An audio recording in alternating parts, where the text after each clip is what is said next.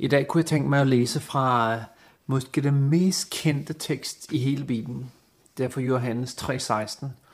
Måske har du hørt den så mange gange, at du, som bliver det nogle gange, når man hører den rigtig mange gange, at man ikke rigtig tænker over, hvad det egentlig står. Men prøv at lytte nu, når jeg læser fra Johannes 3:16. Det står: For således elskede Gud verden, at han gav sin enbårne søn, for at enhver, som tror på ham, ikke skal fortabes, men have evigt liv.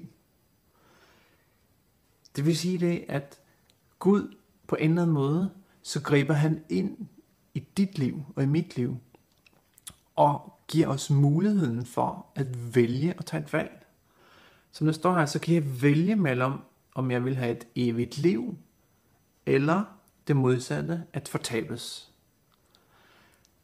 Det vil sige det, at hvis jeg vælger at tro på, at det er sandt, det står for, at enhver, som tror på ham, skal få evigt liv. Men konsekvensen af det er egentlig det, at hvis jeg vælger at tro på ham, så vil jeg få evigt liv. Og hvis jeg så vælger det modsatte, at jeg ikke tror på ham, så vil jeg fortabes. Det er egentlig sådan, at det er to forskellige grupper, som vil være til sidst, inden Jesus kommer tilbage. Og ifølge Bibelen, så vil det kun være to grupper. Dem, der har valgt at tro på, hvad Jesus har gjort for dem, og dem, der har valgt at ikke tro på det, og måske gå sin helt egen vej. Og de vil så gå fortabt. Jeg tror på, at Gud han prøver alt det, han kan på, at alle mennesker skal tage det valg, at vælge ham, i stedet for at vælge sig selv og vælge fortabelsen. Måske har du ikke lige taget det valg endnu. Og derfor er min opfordring til dig i dag, at du prøver seriøst at tænke over, hvad Jesus han har gjort for dig.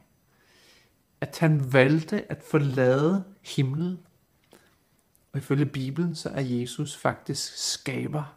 Han har skabt universet, han har skabt dig og mig. Og det valgte han at forlade, for at komme ned og dø for mig. Og dø for det, jeg har gjort. Og dø den død, som jeg egentlig fortjener.